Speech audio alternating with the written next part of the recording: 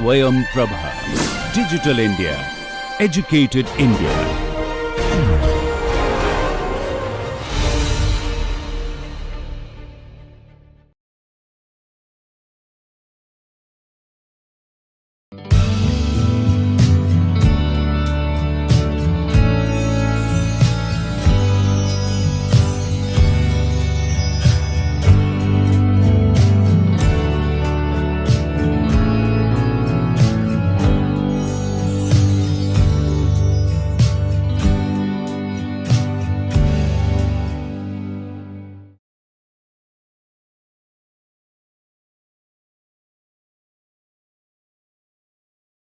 I welcome you all to the session of thermal engineering basic and applied.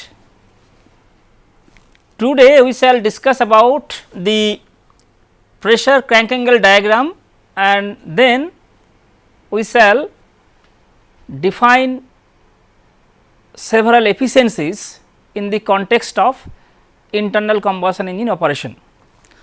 So,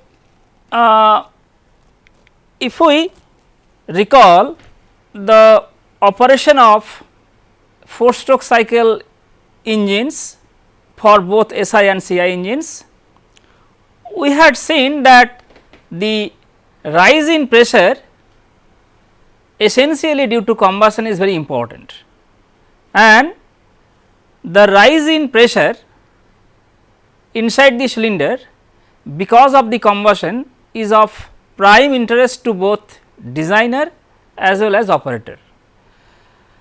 Now, you can understand that the rise in pressure is very important to the designer, because the work output will essentially a function of the rise of pressure that is developed, that will be developed inside the cylinder. On the other hand, the rise in pressure due to combustion inside the cylinder is again a concern to the operator. Why it is so? We shall discuss today that if the rise in pressure inside the cylinder is very high, then it is again not desirable from the perspective of the smooth operation of engine. So, in one side the rise in pressure is important because the work output from the engine is dependent on the rise in pressure. So, definitely it is an important parameter to the designer.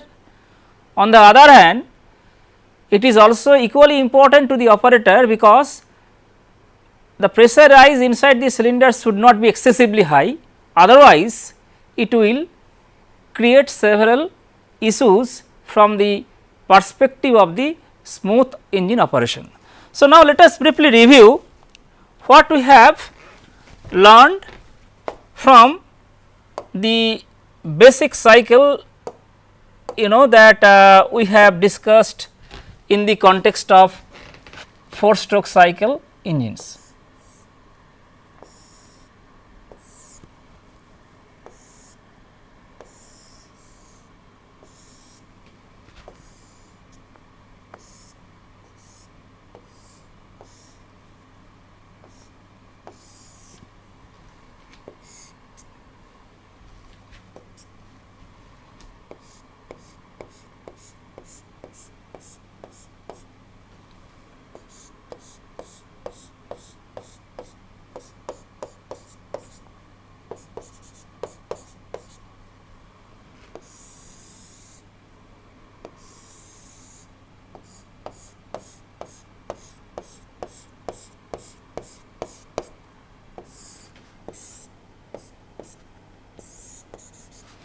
Right. So, this is, say we have one spark plug, we are talking about 4 stroke SI engine.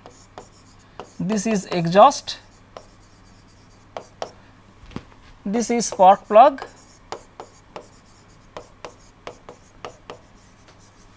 and this is intake manifold through which charge, that is air plus fuel mixture,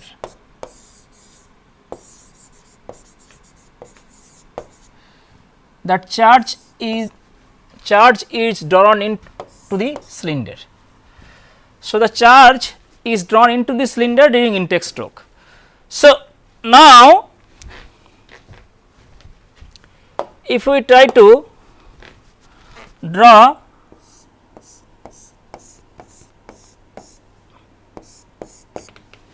right,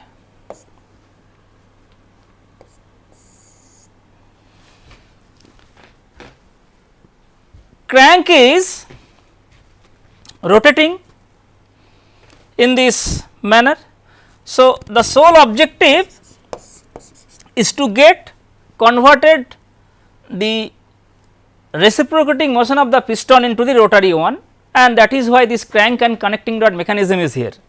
Now, if we assume another position wherein piston will be shifted towards right because it is rotating in the clockwise direction, and if it is the revised position, so say if it is the revised position of the piston,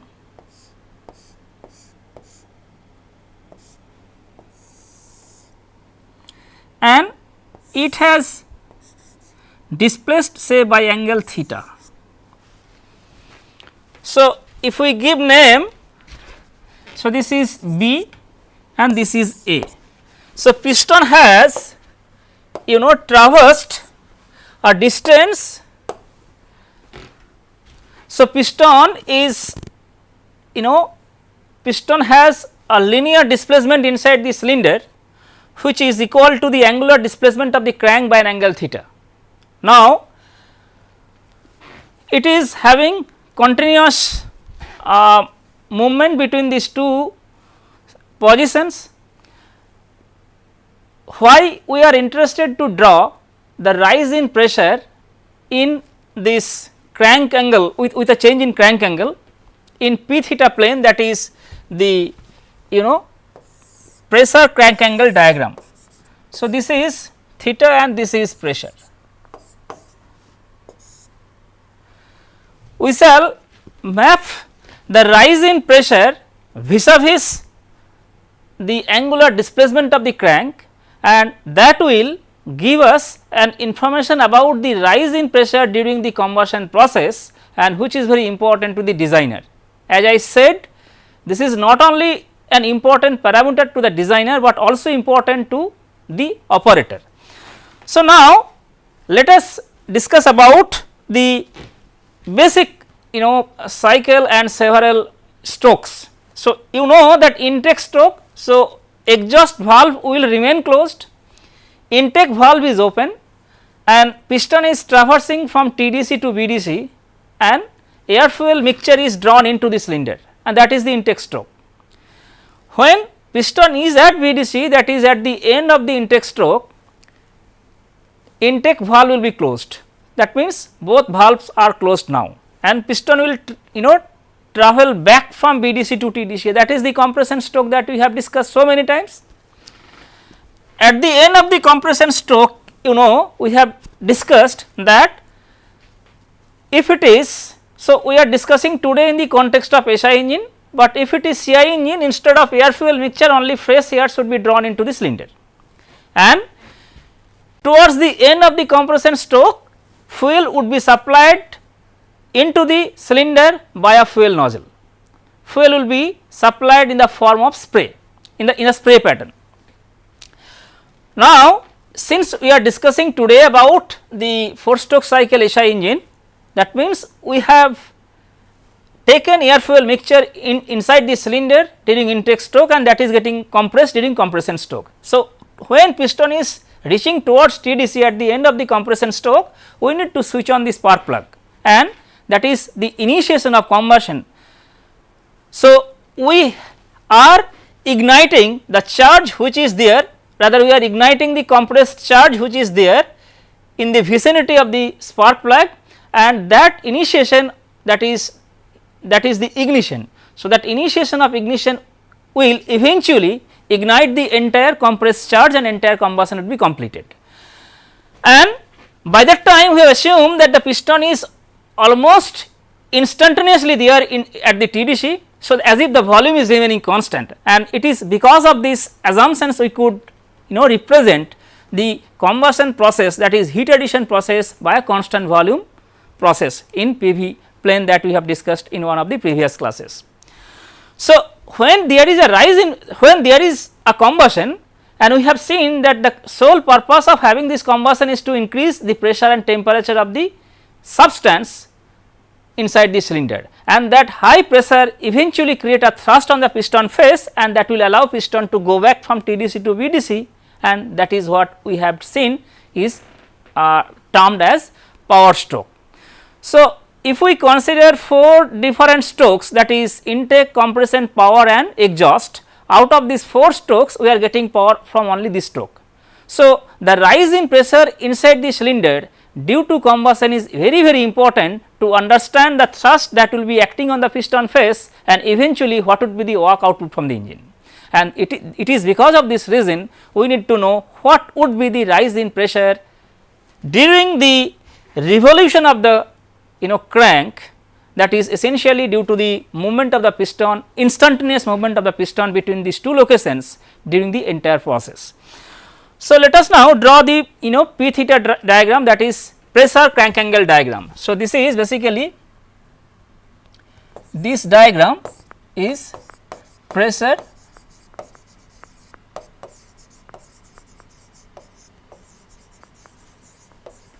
crank angle diagram. So, sole purpose of understanding about the rise in pressure during the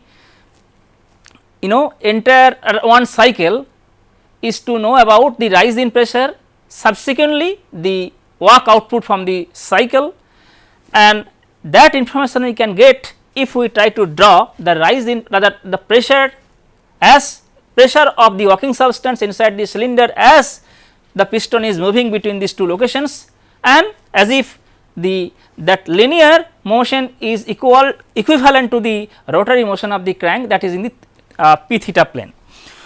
So, if we try to draw the pressure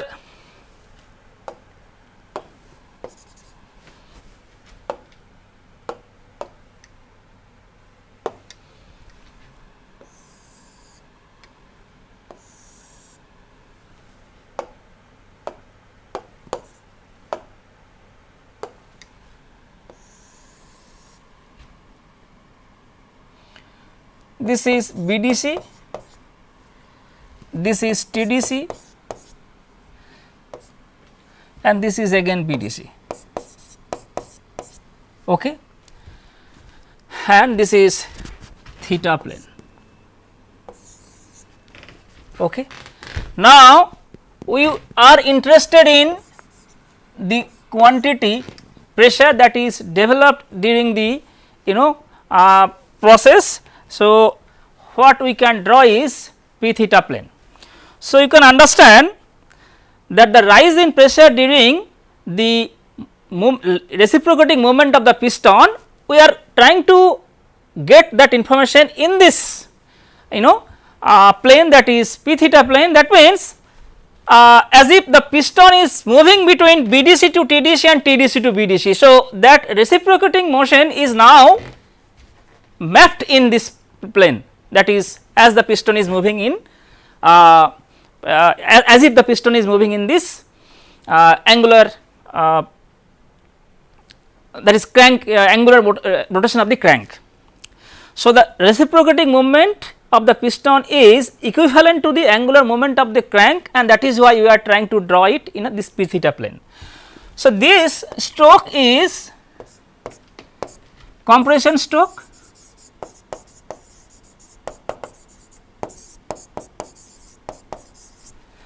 and the piston is again coming from TDC to BDC, that is the expansion or power stroke, expansion or power stroke. Okay. So, first of all, if we go back to the previous slide, piston will be having movement between these 2 locations. Say the first case is there is no spark plug, we have taken charge inside the cylinder and we are compressing it, and then expand, there is no initiation of the conversion by switching on the spark plug. As if charge is there, we are bringing piston from BDC to TDC, and again we are allowing piston to go back from TDC to BDC. So, if we do this by a virtual external motor, then this curve will be like this. So, this is called motoring curve. So, say this would be like this. So, this is called motoring curve.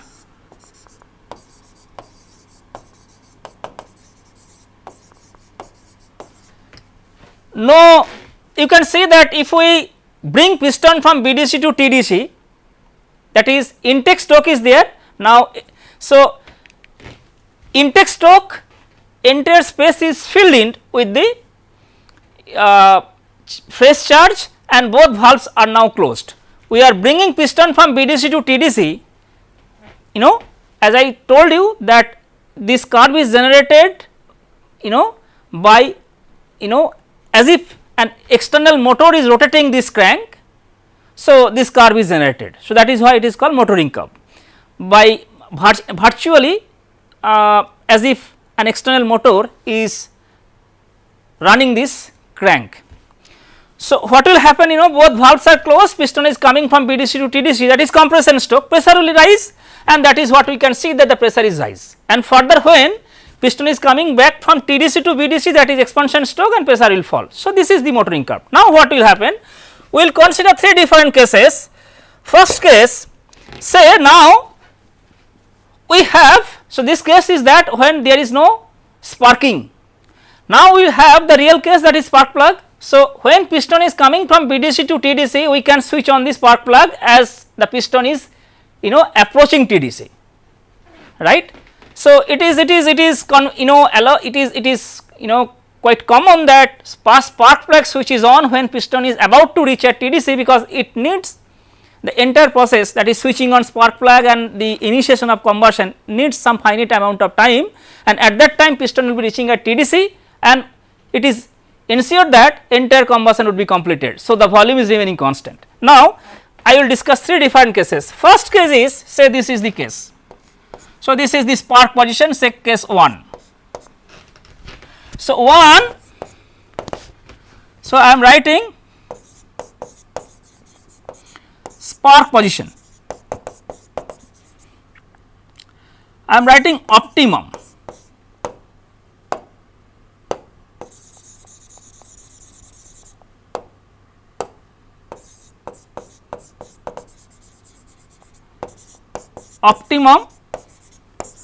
spark position, okay. And if we switch on spark plug here, then you know that the curve will not be like this, instead it is because of the combustion there will be a rise in pressure inside the cylinder. So, the rise in pressure will be a function of rate of combustion. So, what is the rate of combustion? That is, if the rate of combustion is very high, then the total combustion time will be less and rise in pressure will be high. So, you can correlate the rise in pressure to the rate of combustion. So, if the spark plug position is here at 1, that is optimum spark position, then that would be this pressure rise. So, it is, see this is peak pressure. So, I am just putting a circle, small symbol. So, this is peak pressure. So, I am writing P I, that is peak pressure corresponding to 0.1. Now, you can see that the rise in peak pressure is little away from TDC. It is again important that designer should not allow that the pressure rise would be maximum before piston reaches at TDC. If it is the case, then to reach at TDC, extra resistance that will be faced by the piston is again not desirable. So, the rise in pressure should be either at TDC or closer to TDC, but not before TDC. Next we are considering one another point, that is say point 2, say here.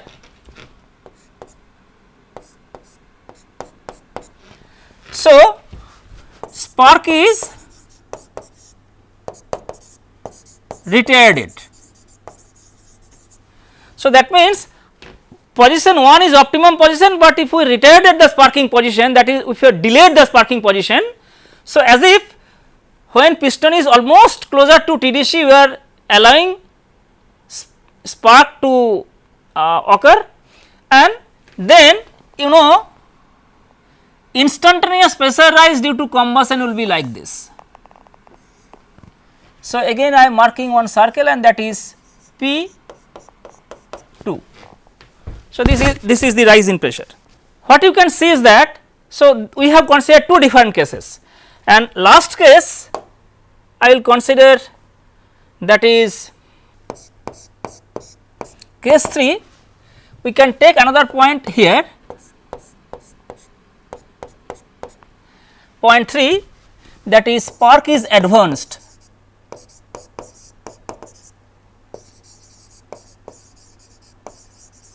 So, as if we have advanced the sparking position, and so this would be the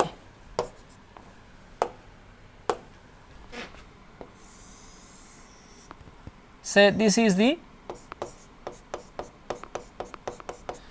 so I am writing this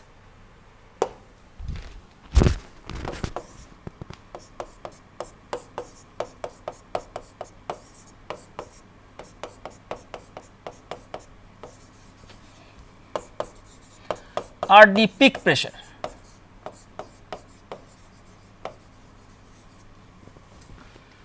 Right. So, what we can see from this pressure P theta diagram is that in all these three cases, it is because of this sparking there is an instantaneous rise in pressure inside the cylinder, and it is because of this rise in pressure we are getting work output, maximum work output. If the sparking is optimum, then we can see that the rise in pressure is there, but it is little higher from TDC. In all these cases, the maximum pressure or peak pressure is occurring when piston is little higher from TDC, that is when piston is again coming back from TDC. As I said you, if we allow, if the designer is designing the system in such a way that the peak pressure will be there when piston is yet to reach at TDC, it is not a desirable case, because the rise in pressure even before reaching piston at TDC will create external resistance to the movement of the piston. So, now we can see that if we consider case 2, case 2 would be even more I can say desirable in terms of the maximum power output, because the rise in peak pressure, the rise in pressure is high and also peak pressure is high. So, if rise in pressure is high, then the average pressure would be high, and that is why the work output would be high. On the other hand, if we consider sparking position, that is point 3, then you can see that the rise in pressure is not very high, and also the rise in pressure is shifting towards it is shifting little away from TDC. So, P 3, the location of P 3 is greater than location of P 1 is greater than P 2. So, if we advance the sparking position, the rise in pressure is low. Not only that, the location of peak pressure is shifting little away from TDC, right. On the other hand, if we retard the sparking position and consider consider the sparking position is 2. So, what we can see that the rise in pressure is excessively high, and that is again important, because we may get maximum work output. But this excessive rise in pressure, though that may help to get maximum work output, it is not also desirable. So, I had written already the one is the optimum spark position. Why?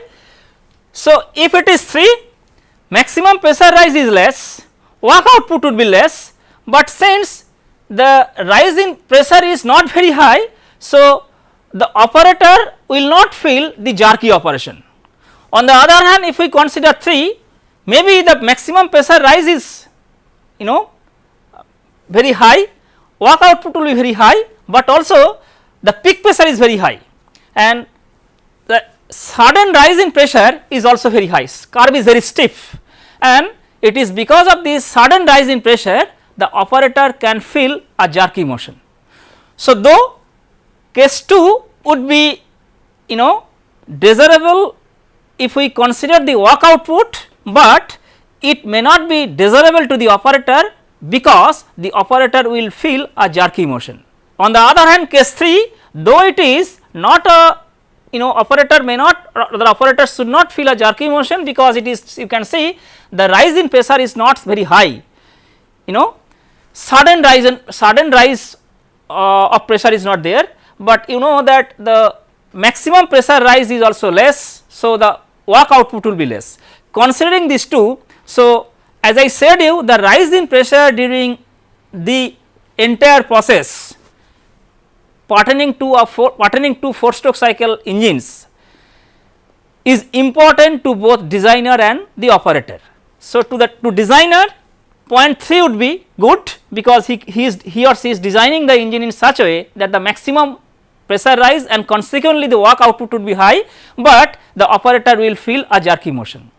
So, considering these two aspects, it is recommended that pressure rise should be optimum, so that the work output would be optimum, but the rise in pressure should not be very sudden. So that the operator can feel a smooth motion. So, basically considering these two, it is recommended that optimum spark position should be 1. That means rise in pressure is also optimum, work output would be optimum, also the peak pressure rise and sudden rise in pressure is not there and operator will not feel the jerky motion. So, as I said, why this diagram is important? Only to understand the rise in pressure and also whether the pressure rise is sudden or not, to understand the stiffness of the curve in P theta plane. These two are very important from the perspective of efficient as well as smooth operation of the engine. Now, question is, I told you one important thing, if the rise in pressure is either if we consider point 2 or case 2, the sudden rise in pressure is very high and also the rise in pressure is high. Now, question is, if it is very high, then though the work output would be maximum, but it is not recommended because it may lead to a jerky motion. Another important problem there will be considering a sudden rise in pressure is the detonation. What is detonation? You know that detonation is something which is related to the pre-ignition or auto ignition. So, if we consider the 4 stroke cycle SI engine, you know that we have understood that when the charge is getting compressed as the piston is moving from BDC to TDC, you know the charge which is there closer to or in the vicinity of spark plug will be ignited first, because this is the initiation of the combustion or ignition. Now, if the rise in pressure is very high, then that pressure rise will now create just like force is acting on the furthest compressed charge, that is the charge which is there in the vicinity of the piston face. And after a few cycles of operation, you know that already the piston face cylinder walls are having high temperature. So, these spots will create just like an artificial spark plug, and as the main flame front will be coming from the spark plug area, secondary flame fronts will also appear from these hot spots, and the appearance or the onset of secondary flames will be triggered if the rise in pressure is very high. So, if the rise in pressure is very high and if it is sudden, then not only it will create a jerky motion, but also it will try to strengthen the onset of secondary flames, and those secondary flames. So, let me explain. So, basically you know that if it is the spark plug, you can understand that a secondary flame will produce like this. So, as if the secondary flame is moving from the, as I said you that combustion is nothing but, so when can you understand that combustion has started? So, it is basically the appearance of a visible flame. So, when combustion has started from this particular location, that is the location close to the spark plug, the main flame front will proceed towards the remaining part of the so, if it is, let me draw here, say this is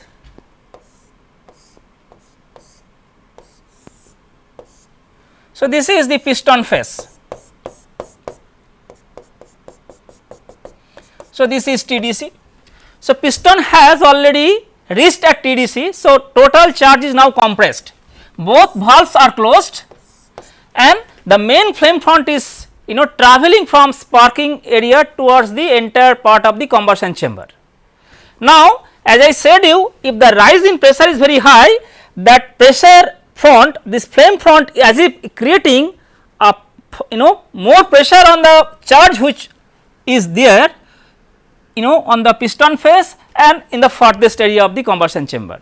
What will happen that secondary flame, the chance is there that the secondary flames will be there because of the rise in temperature of the cylinder walls, also the rise in temperature of the piston face surface.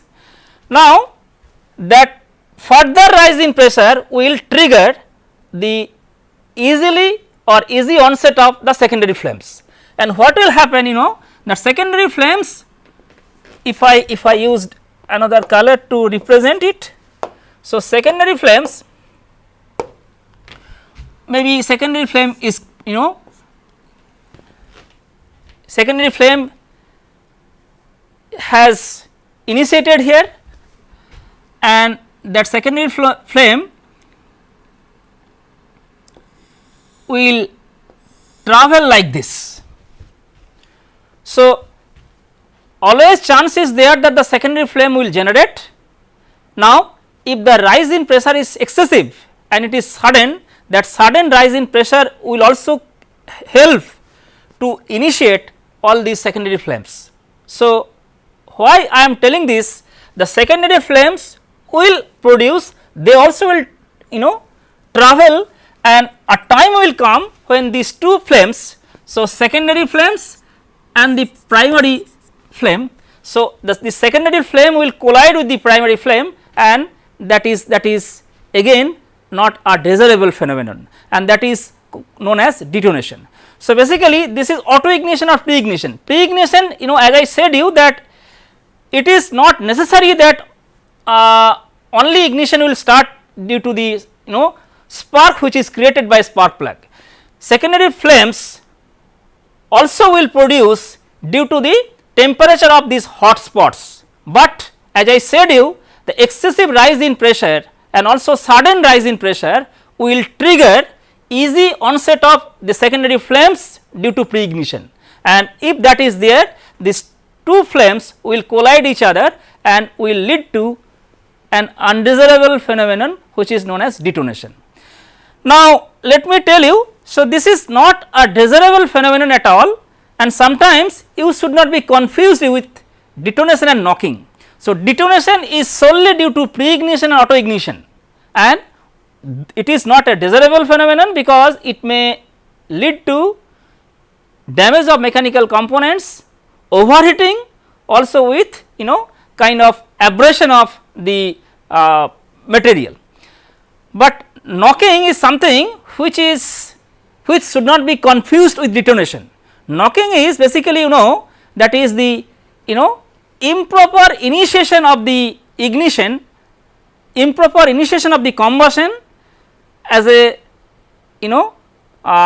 consequence to the ignition, and that means the fuel air mixture does not initiate the combustion properly, and the knocking is something where sharp noise is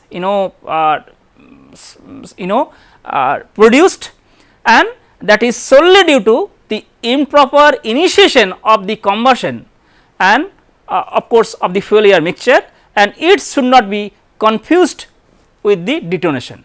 So, these two things are not same. Detonation is due to the pre-ignition and auto ignition, as we have discussed today, that these two flames will collide each other and the secondary flame will be produced due to the auto ignition or pre-ignition, and if these two flames collide each other, there will be a an audible noise, and together with that erratic pressure rise will lead to mechanical damage and also overheating, but the knocking is solely due to improper initiation of the combustion due to the spark due to the ignition of course by a spark plug, and it is because of this the fuel air does not initiate the combustion properly within the combustion chamber, and these two things are completely different. The phenomenon knocking is also not desirable, sharp noise is produced, and also the consequence of this phenomenon is that the overheating, also kind of erosion of the material from the piston face due to knocking. So, these two events are not desirable in the context of internal combustion engine. Okay. So, we have talked about detonation and knocking. Detonation, this is due to pre-ignition or auto ignition. On the other hand, we have discussed about knocking. So, this is due to improper initiation of combustion. So, this is the improper initiation of the combustion which is not important. Improper initiation of combustion as a response to ignition by a spark plug. Okay. So, these two things we have discussed, these two events are not desirable and these two should not be confused. Okay. Finally, we will discuss about the efficiencies. So, efficiencies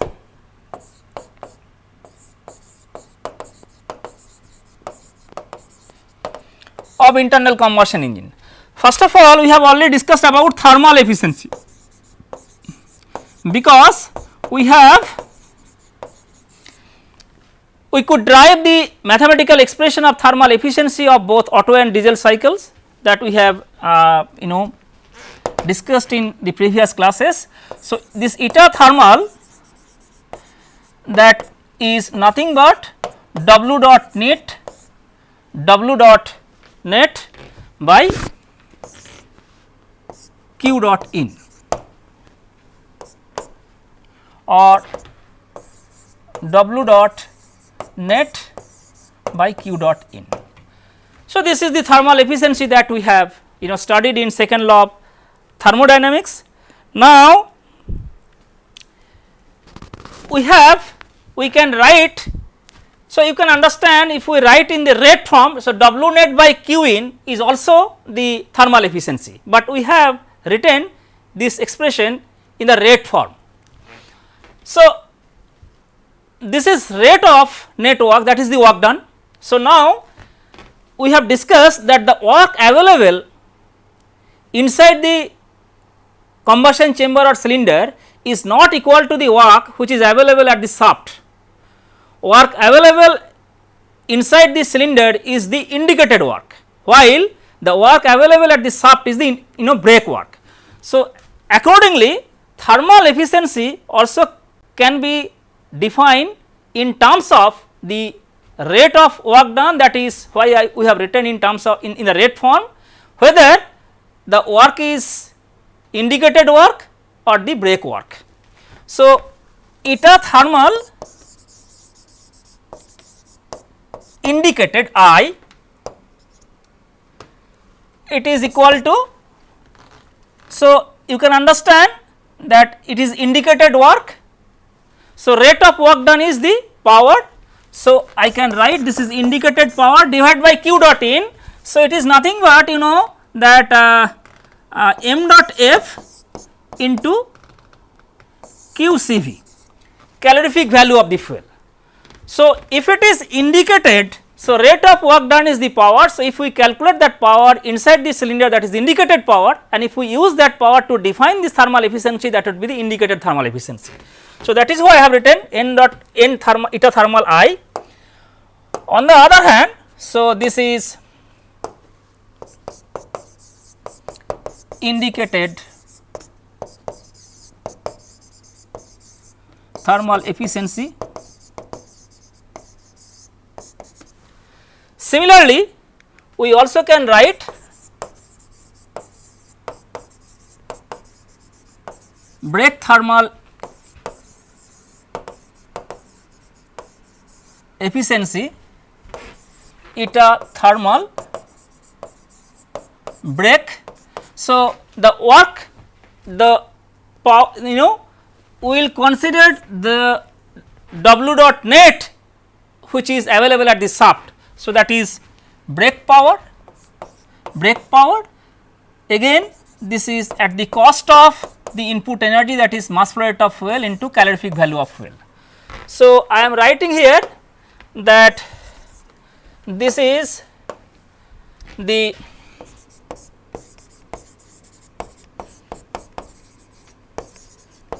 mass flow rate of fuel and this is calorific value of fuel. Okay. So, this two we have defined thermal efficiency, and this thermal efficiency can be defined in terms of the brake work or indicated work. And finally, we can write mechanical efficiency. So, eta mechanical,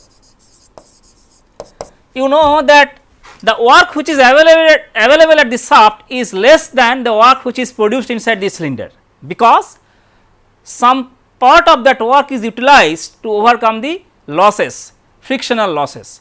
So, this is can be defined brake power divided by indicated power. So, indicated power is always greater than brake power. So, brake power is always less than indicated power by a factor, and that factor is not equal to 1. So, it depends on the designer. So, that is why this is called mechanical efficiency. Finally, I will write one most important term, that is volumetric efficiency.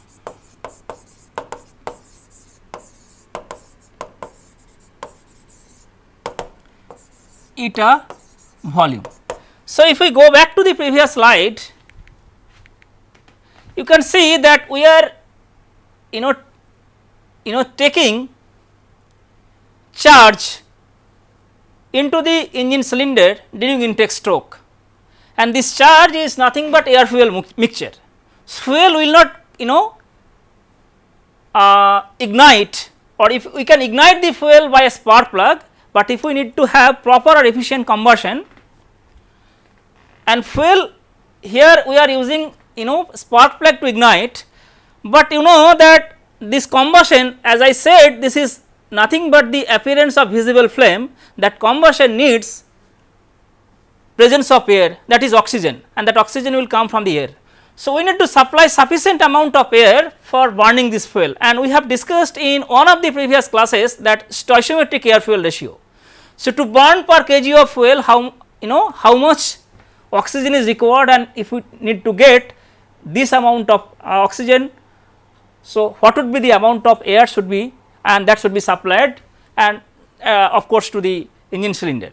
So, for efficient combustion we need to supply sufficient amount of air. Issue is, so what we can define, you know that mechanical efficiency we have discussed thermal efficiency, but if the combustion is not proper, if the combustion is improper, then though we are supplying certain amount of energy, but the efficiency will not be the efficiency when you are trying to calculate will not be correct. So, we need to ensure that the combustion should be efficient, only then we can calculate the remaining other efficiencies. So, that means the input energy that we are intending to supply in terms of the fuel by burning fuel, to ensure that input energy should be correct one, we need to ensure that the combustion would be efficient. So, volumetric efficiency from the name itself you understand it can be defined by both volume of air and mass of air. So, you can see that the volume of air, that is, so the volume, actual volume of air fuel mixture, if it is SI engine, because today we are discussing everything in the context of SI engine. So, actual volume of air fuel mixture drawn into the cylinder. So, I am writing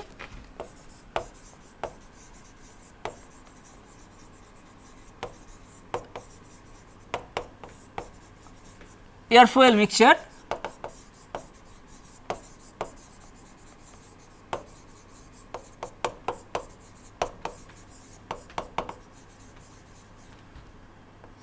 drawn into the cylinder, and then if we allow piston to come from TDC to BDC as if we are creating a space to have that air fuel mixture into the engine cylinder. So, theoretically maximum volume of air fuel mixture that could be drawn into the cylinder.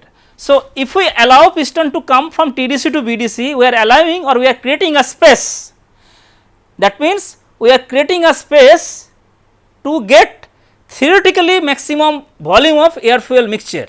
So, what would be the theoretically maximum volume of air fuel mixture that could be drawn into the cylinder is not equal to the actual volume, and these two, the ratio of these two quantities is the volumetric efficiency. So, this is theoretically maximum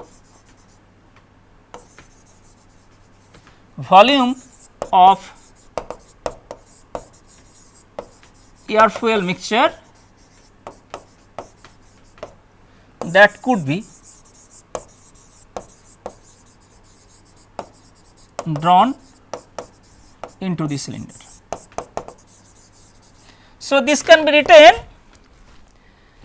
actual volume by theoretical volume. What is the theoretical volume? That is the displacement volume, because we are trying to get piston from TDC to BDC, that is the theoretical volume.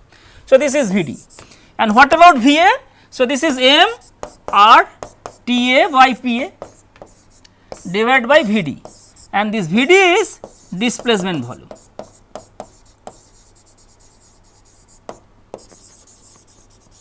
What would be the actual volume of air, that depends on the ambient temperature and pressure? So, m r Ta by Pa. So, basically that is the function of local temperature and pressure. So, this is the definition of volumetric efficiency, but we also can write this volumetric efficiency eta volume in terms of mass.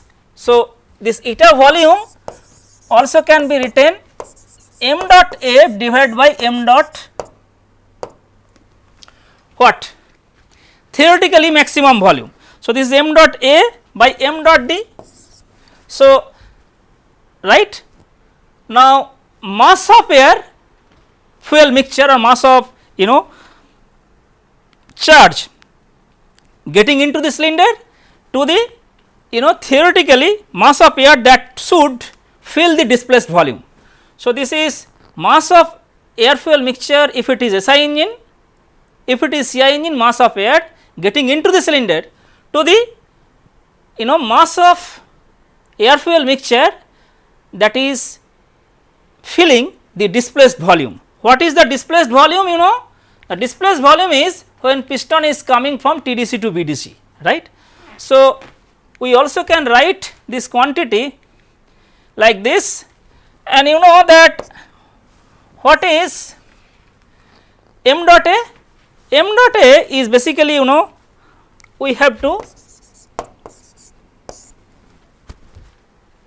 write m dot a. Now, what is m dot d? So, that is rho a into displacement volume into n by n. N is RPM, n is number of strokes. So, if it is 2 stroke or 4 stroke cycle engine, that will accordingly depend. Now, issue is the mass of air that should fill the displaced volume, that depends on the number of stroke and the revolution. So, this is also used to define the volumetric efficiency. So, to summarize today's discussion, we have discussed about the need of P theta curve in the context of internal combustion engine operation. We have seen that the rise in pressure which is developed due to combustion inside the cylinder is very important to the designer, but also it is equally important to the operator. And then we have defined several efficiencies, those are important to measure the performance of internal combustion engines, and we have seen that mechanical efficiency, thermal efficiency and volumetric efficiency, these 3 efficiencies are sufficient to measure the performance of the internal combustion engine. With this I stop here today, and we shall continue our discussion in the next class. Thank you.